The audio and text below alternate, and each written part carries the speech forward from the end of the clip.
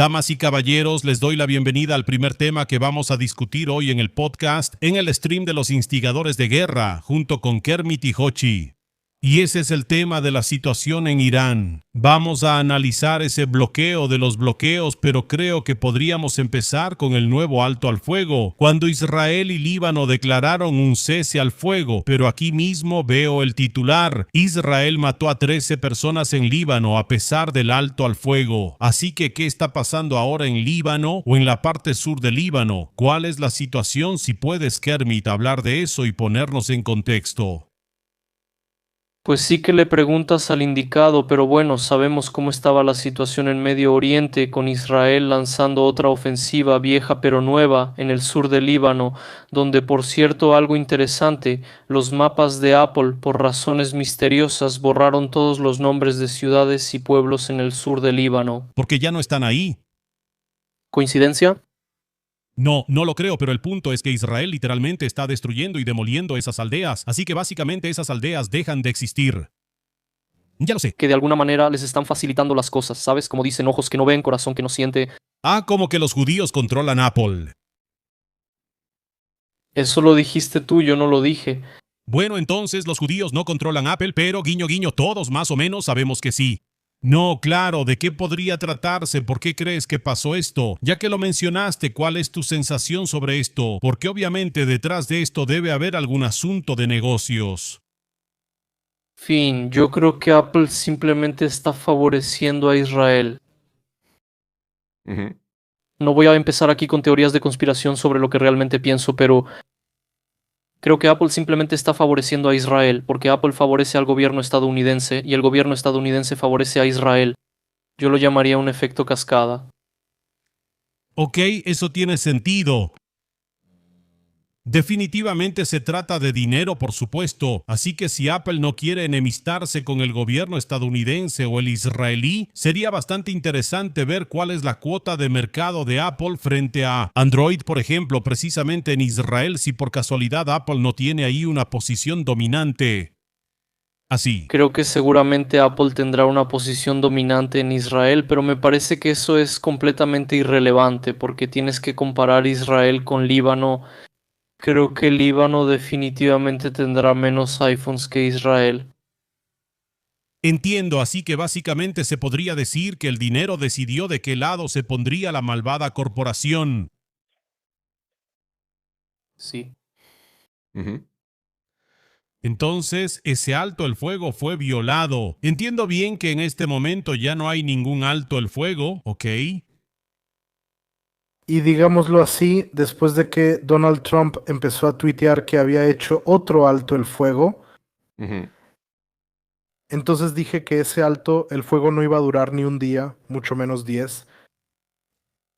Y cuando lo revisé esta tarde y lo conté, no duró ni 30 minutos.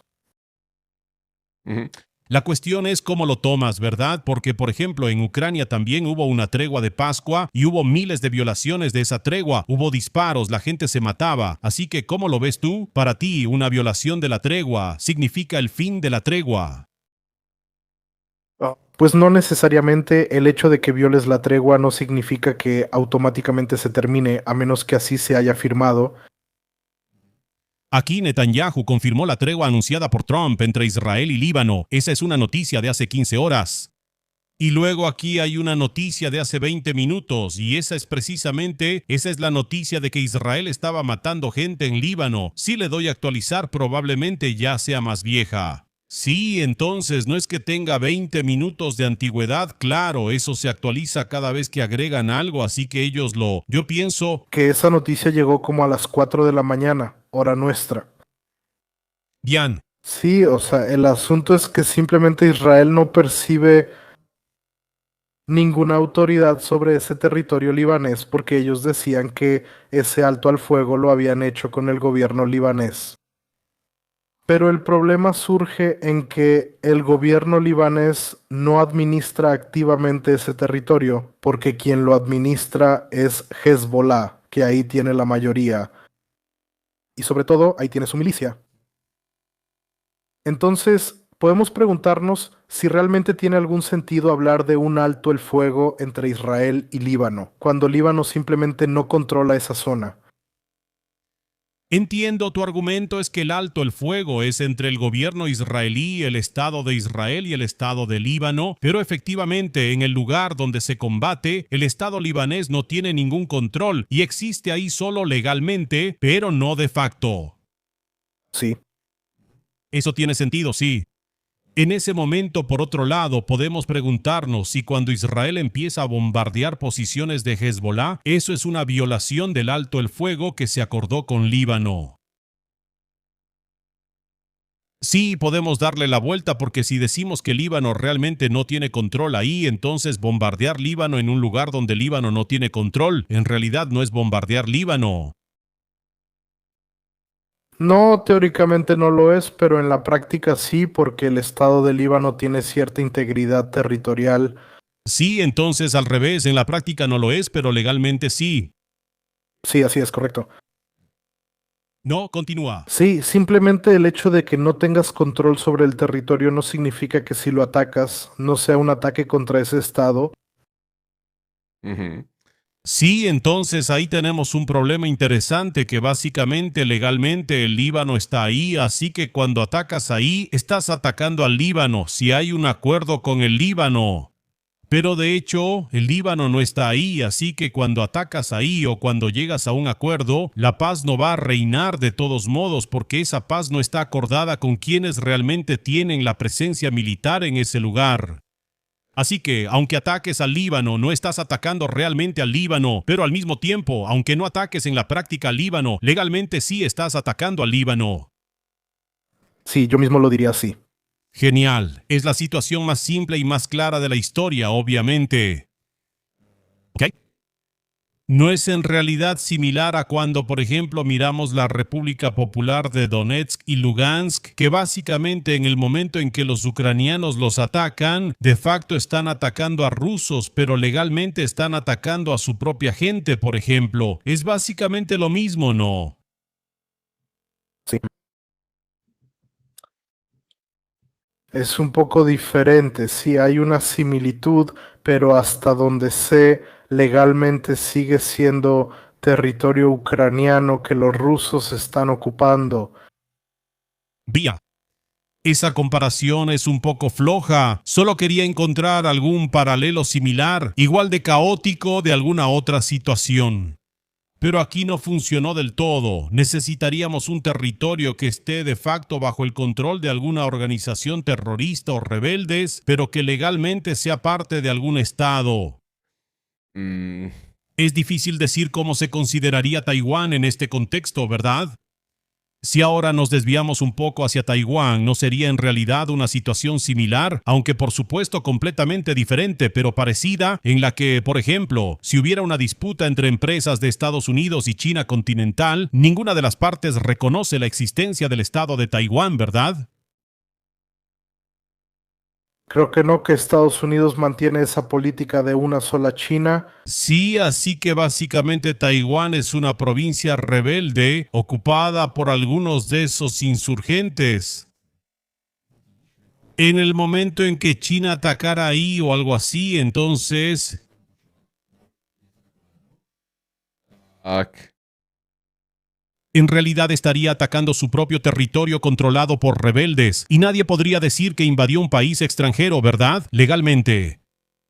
No, no tienes razón, porque el problema es que el régimen comunista dio un golpe de estado contra la República de China, No, o sea, eso significa... que los rebeldes atacarían al país original. Claro, pero según la ONU, China es China. Sí, la China comunista es la verdadera China en este momento. Creo que eso cambió en los años 70, cuando Taiwán dejó de ser China y los comunistas empezaron a ser China. Así que, según el derecho internacional, es como yo digo.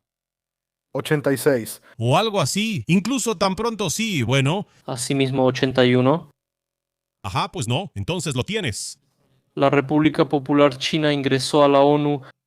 Sí, entonces lo tenía bien. Fue en los años 70. Yo quería decir 73, pero bueno, 71. Pero volviendo a lo que está pasando en Líbano, ¿sabemos cuántas víctimas hay en este momento o cuán intensos son los combates? Desde la última vez que hablamos de eso, porque ahí hubo una masacre bastante grande, cientos de muertos cada día. Eso ya se ha calmado ahora. Relativamente, hoy solo han muerto 14 personas, si lo digo de manera cruda. Pero ellos, los israelíes, actúan bastante sin consideración, ¿no? Me parece, en esta parte del mundo. Pues considerando que toman las aldeas igual que los rusos en Ucrania, es un comportamiento bastante despiadado. Tenemos aquí una publicación de Trump en Truth Social. Trump le prohibió a Israel bombardear Líbano hace 2 horas. Interesante. ¿Qué influencia tiene Trump sobre Israel en este momento? ¿Nula? Nula. O sea, probablemente haya algo, pero simplemente cuando sueltas al tigre de la cadena, el tigre no va a volver por su propia voluntad. Eso tiene sentido.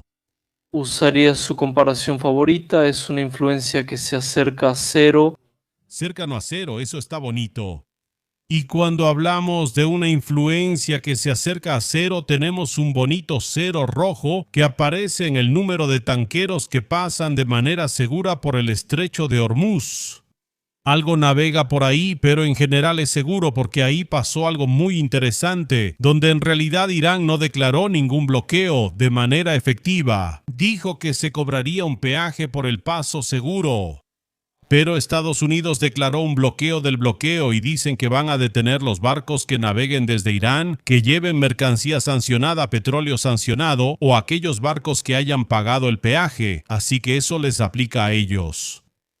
Hay un pequeño problema en que algunos barcos pasan, por ejemplo, si son barcos chinos, entonces obviamente el bloqueo tiene el problema de que si los chinos quisieran tomarlo en serio, podrían enviar sus propios barcos de guerra y se vería si el bloqueo funciona o no.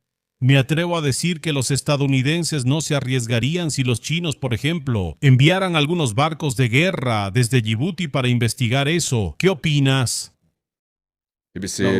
Si salieran a escoltar algunos de sus propios barquitos que según ese bloqueo estadounidense deberían ser detenidos. Perdón. ¿Estás hablando de probar ahora el bloqueo estadounidense o el iraní? No, el estadounidense, porque con los iraníes los chinos están colaborando, yo diría que de manera bastante clara. Pero ahí surgen 2 problemas.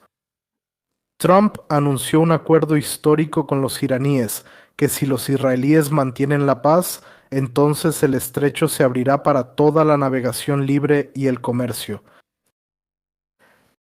Pero eso es algo teórico.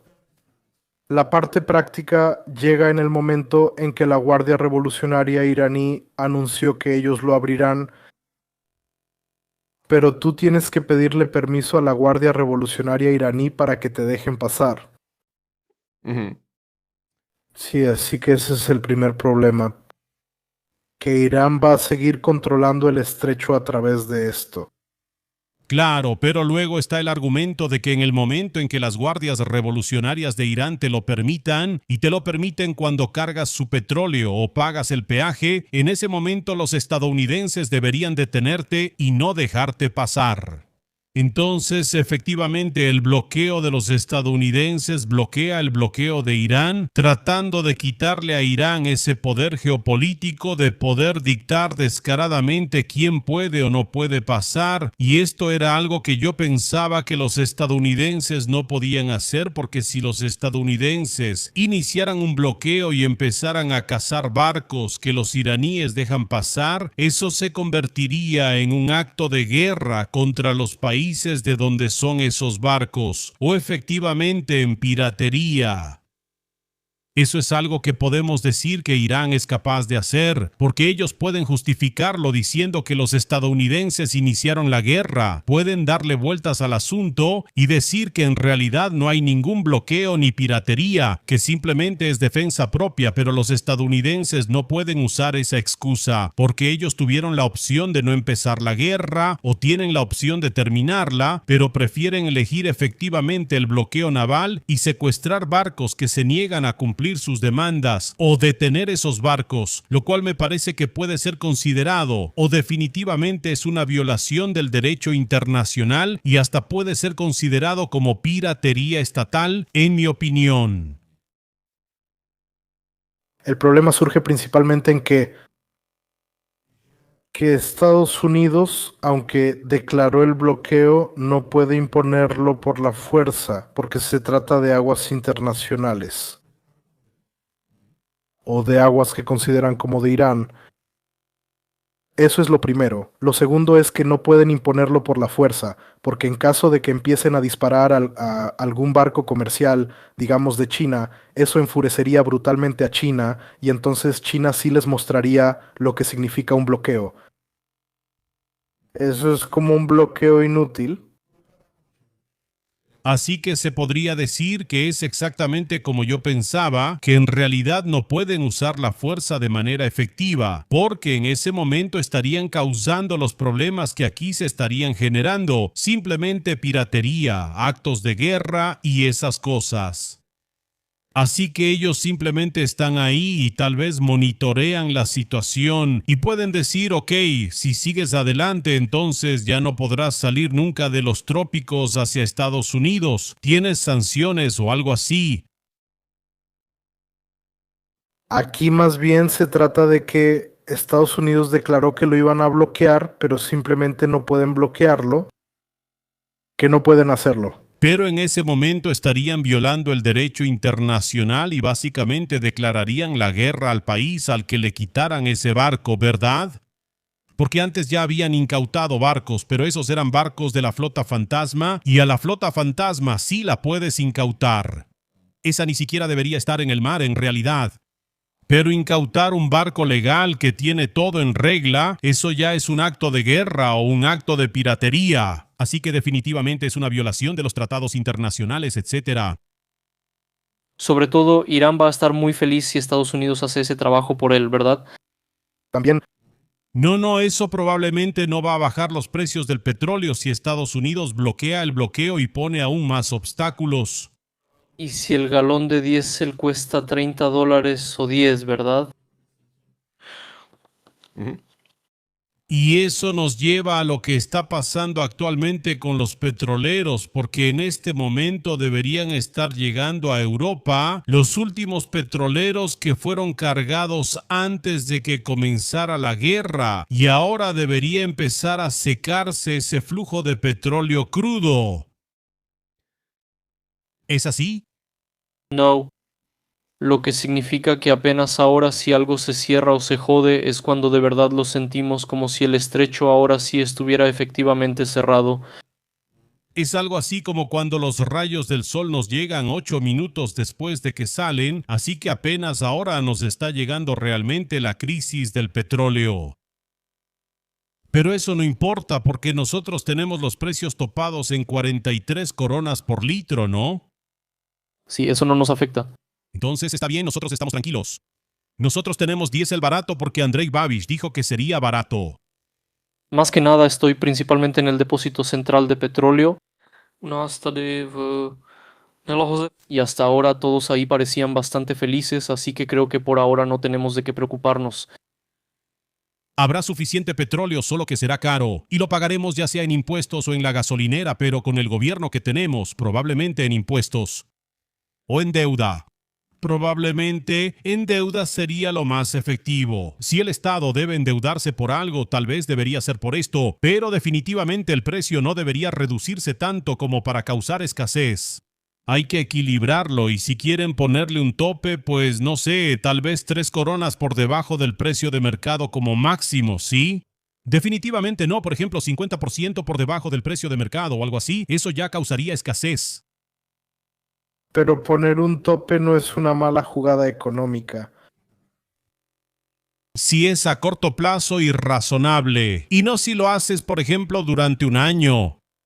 Sí, eso también es verdad como pudimos ver en Hungría, pero el punto es que tiene que estar establecido de alguna manera. No simplemente en plan, ahora todos simplemente van a vender a este precio. Este será el mínimo y este será, por ejemplo, el máximo. porque cuando lo determina el Estado, la cantidad máxima está mal y la cantidad mínima también está mal, porque eso no responde directamente al mercado. Ujú. Mm, Eso cambia, si no me equivoco, una vez al día, ¿no? El Estado tiene una regla así, ¿no? Cada día es nueva. Sí, cada día el Estado anuncia un nuevo precio máximo posible de la gasolina, mm, lo cual me parece bastante razonable en el sentido de que realmente no sabes a largo plazo cuánto será el precio, así que de alguna manera eso todavía les da a los gasolineros cierta libertad para decidir ponerlo más bajo para atraer clientes, si apuestan a que tal vez al día siguiente el precio será más bajo, pero es más bien como una pequeña lotería. Pero de nuevo es algo así como... ay, De nuevo, esto me recuerda un poco a la situación del COVID, donde cada día tienes nuevas reglas, si usar cubrebocas o no, a dónde, cuándo se puede comprar y así sucesivamente. Y creo que estamos llegando a una situación en la que, de hecho, Andrej Babiš va a anunciar cada día que hoy el precio de la gasolina y el diésel es tanto, las motos solo pueden cargar gasolina a las 10, los camiones solo en la noche y los autos particulares de hasta 3,5 toneladas tienen un horario entre las 12 y las 14 horas, pero solo medio tanque como máximo, simplemente así va a ser otra vez. El problema fundamental es que ese precio máximo no corresponde en absoluto con la evolución del mercado, ¿verdad? Como dice ese señor la semana pasada, o no sé si fue la semana pasada, en Tienes la Palabra, las gasolineras compran los combustibles según un promedio móvil semanal y cuando lo compran, si durante 3 semanas seguidas simplemente sube el precio, si durante la semana la mercancía sube 2 coronas, entonces tienes que contar con que la próxima semana también subirá 2 coronas, así que subes el precio en 4. ujú. Y en ese momento, Si las gasolineras tienen un problema, entonces sería adecuado que el Estado les cubriera esas pérdidas, ¿no? no, pero el Estado no va a hacer eso, ¿verdad? Tenemos que tener suficiente dinero para nuestra gente y no para unas gasolineras. Entonces eso lleva a que los pequeños gasolineros se queden en la calle y que esto lo controlen Orlen y Molky y otras grandes corporaciones de gasolina. También pasa que las pequeñas gasolineras tienen que cerrar porque simplemente no pueden. No pueden, el Estado no puede. El Estado puede ordenarte poner un tope al precio, pero según la ley el Estado no te puede obligar a vender con pérdidas. Y en ese momento tienes todo el derecho de simplemente cerrar y no vender. Eso en realidad tiene sentido, para mí eso tiene sentido.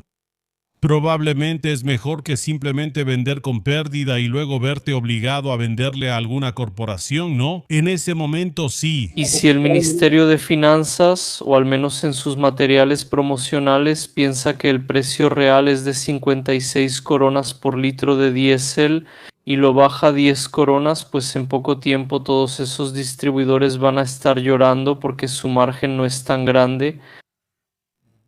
No, si lo bajan 10 coronas, eso significa que están haciendo más barato el diésel o la gasolina. Difícil decir exactamente qué. Eso es como un 20% menos comparado con el precio de mercado. Ellos no lo bajan desde un precio seguro, esa es la cifra que dicen, que sin ese tope el diésel costaría 58 coronas por litro.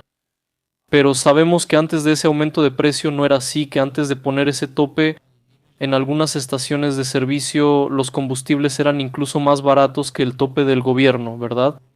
Muchas veces pasaba que las gasolineras solo subían el precio, por ejemplo, 1 corona para igualar el tope del gobierno.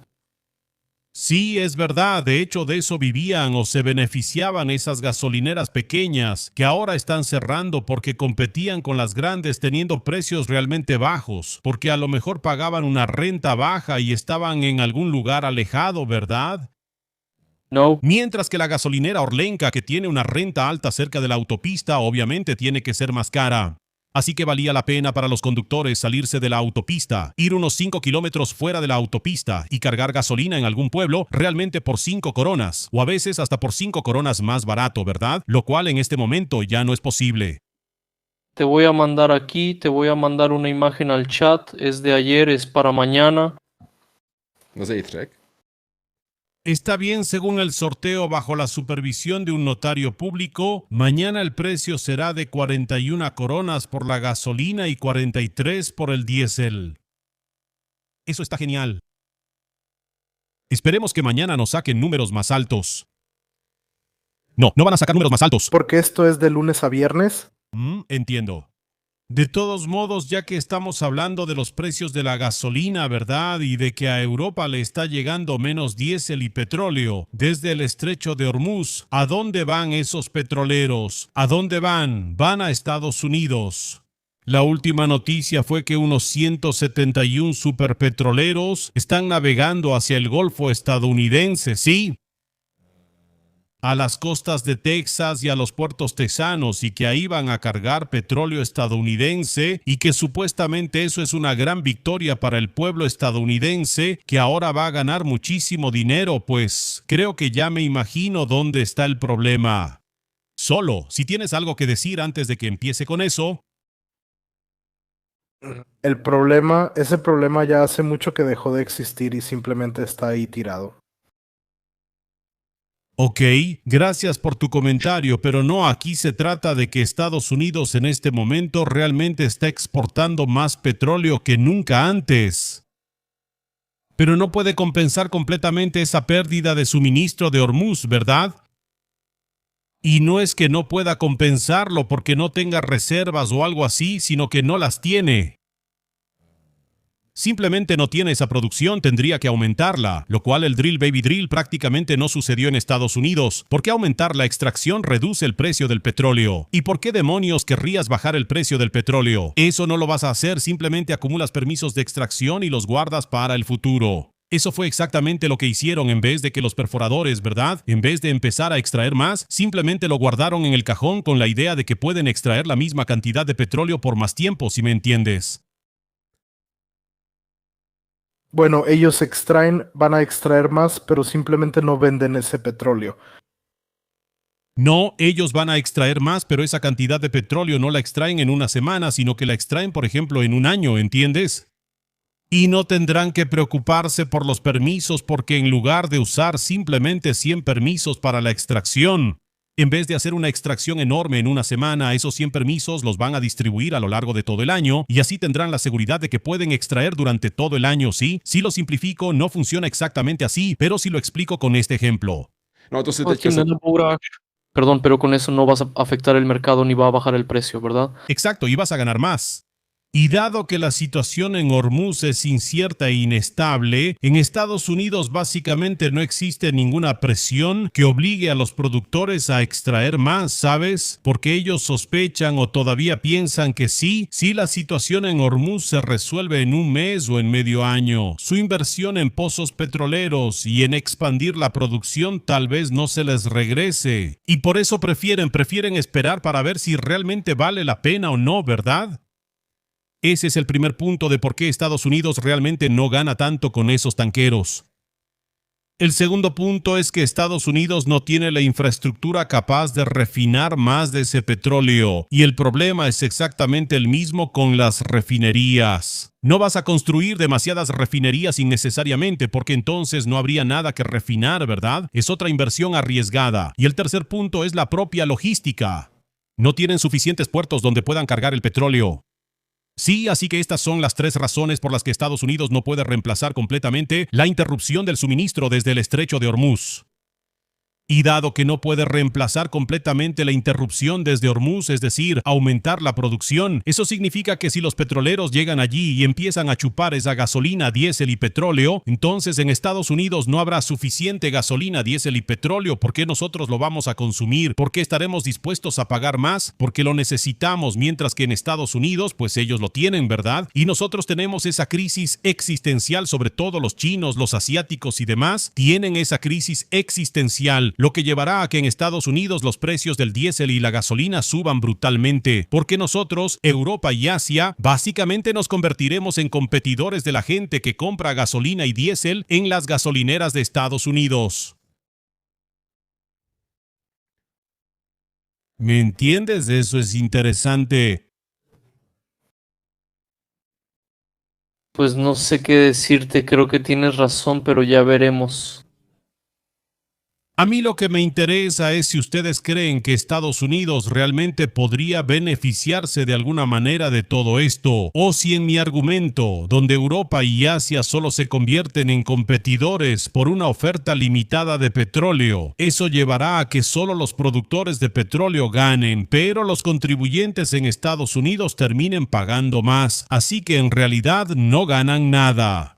Americano. Pero la única gente que realmente ha ganado con esto hasta ahora ha sido Barron Trump, quien compró petróleo barato antes de que empezara la guerra.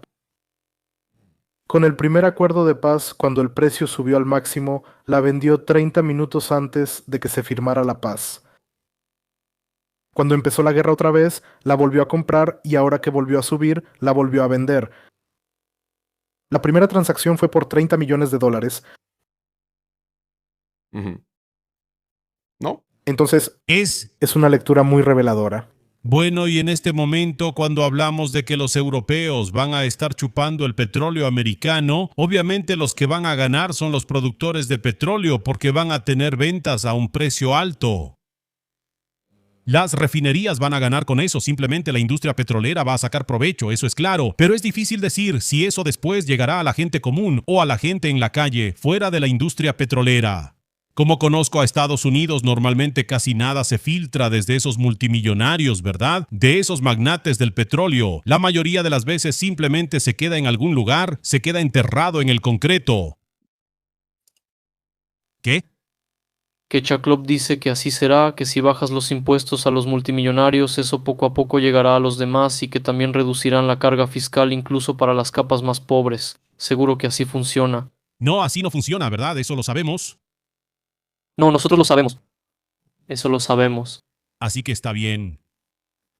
Así que lo único que Estados Unidos podría hacer, por ejemplo, sería grabar estas ganancias extraordinarias de la industria petrolera y usar ese dinero recaudado para ayudar a la gente o para poner un tope a los precios en las gasolineras. Eso no lo van a hacer. Eso no lo van a hacer. Eso no lo van a hacer. ¿Por qué lo harían? Las elecciones se acercan. Entonces son las elecciones intermedias. Sí, claro, pero será una señal. Cada gobierno en los últimos 100 años, cuando llegó al puesto de presidente, o sea, el gobierno, el partido, cuando llegó al puesto de presidente, después de 2 años vinieron las elecciones intermedias. Y cuando tenían la mayoría, perdieron esa mayoría. Siempre ha sido así. Si ves, cuando eligieron a Biden como presidente por el Partido Demócrata, los demócratas tenían la mayoría en el Congreso. Y en las elecciones intermedias perdieron esa mayoría. Sí, los republicanos obtuvieron la mayoría. Y ahora que hay de nuevo un presidente republicano, parece que los republicanos van a perder otra vez la mayoría en el Congreso. Claro, pero no se trata solo del Congreso, también está el Senado, ¿verdad? Y ahí no necesariamente tendrían que perderlo, pero hay un gran riesgo de que sí lo pierdan. Sí, y luego hay una buena pregunta aquí, si ellos tienen motivación, o más bien si no tienen motivación para dejar, por ejemplo, Texas sin impuestos, para que precisamente Texas se beneficie de esta situación, ya que ahí se extrae el petróleo, y así asegurarse esos votos y no favorecer a los demócratas, porque si pusieran impuestos ahí y con las ganancias de las empresas de Dallas y de Texas se subsidiara, por ejemplo, la gasolina en California, podrían perder Texas por eso, ¿verdad? Perdón, déjame regresar a una cosa más. Ahora que estamos hablando de los petroleros, ellos tampoco pueden estar completamente felices con eso. ¿De qué? No. Bueno, claro, de esta situación. Sí, como que el petróleo subió de precio, eso es un hecho. Y digamos que el productor tejano estadounidense ahora se está frotando las manos porque puede vender al doble. Pero muchos de esos productores, especialmente los del Medio Oriente, deben estar muy infelices porque están sentados sobre una enorme riqueza inaccesible y de hecho no son capaces de venderla. No, claro, pero aquí ahora estoy tratando de hablar por los productores estadounidenses. Que los productores en el mundo árabe ahora están prácticamente al borde del suicidio, eso es claro, eso lo sabemos. Solo quería mostrar el otro lado, como decir que no todos los productores son iguales. Sí, pero yo traté de enfocarme en los productores estadounidenses. Mira, vamos a tratar de cerrar esto de alguna manera. En este momento existe una tregua muy frágil. Los estadounidenses realmente no resuelven mucho con su bloqueo. Veremos si esto lleva a algo. Y los petroleros que navegan hacia América harán que suban los precios de la gasolina para los estadounidenses. Eso empeorará la situación en Estados Unidos. Pero teóricamente eso podría sacarnos de apuros a nosotros en Europa. Aquí el problema con el petróleo no es que sea caro, sino que realmente existe el riesgo de que, si no lo reemplazamos desde Estados Unidos o de otras fuentes, podría no haber nada de petróleo en absoluto. Y la situación es aún peor, por ejemplo, en Japón. China está bien, China tiene enormes reservas de petróleo. Así que China, en cierto modo, si adopta, digamos, un régimen más austero, puede sobrevivir con esas reservas durante medio año.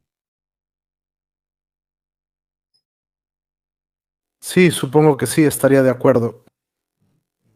El único país que está realmente entusiasmado con este precio del petróleo son los rusos, que se están riendo, y no es que esto les salve completamente, como dices, pero sin duda les ayuda. Por lo que vi, solo desde que empezó la guerra de Estados Unidos en Irán han ganado un poco más de 30 millones, pero yo prefiero deber 350.000 millones de dólares extra. No, por suerte eso no se refleja en el campo de batalla, así que por ahora no les sirve de nada. Sí. No les sirve de nada, pero ¿cómo decirlo? Bueno, simplemente no los va a salvar, pero sí retrasará su caída. Tal vez así lo diría. ¿Ves? Al menos habrá contenido por más tiempo. Y con esta noticia tan cínica, tal vez terminaría nuestra actualización sobre Irán, Estados Unidos y el petróleo. Hoy fue muy estadounidense, muy simplemente algo típico. Ropa, písek a Američani. ¿Qué está más relacionado que estas tres cosas? Bueno, ahora vamos a platicar un rato con el chat y pronto nos enfocaremos en el siguiente segmento, en la siguiente parte de nuestro podcast. Al tema de la política interna estadounidense y la lucha entre los estadounidenses y el Papa. Eso también será divertido.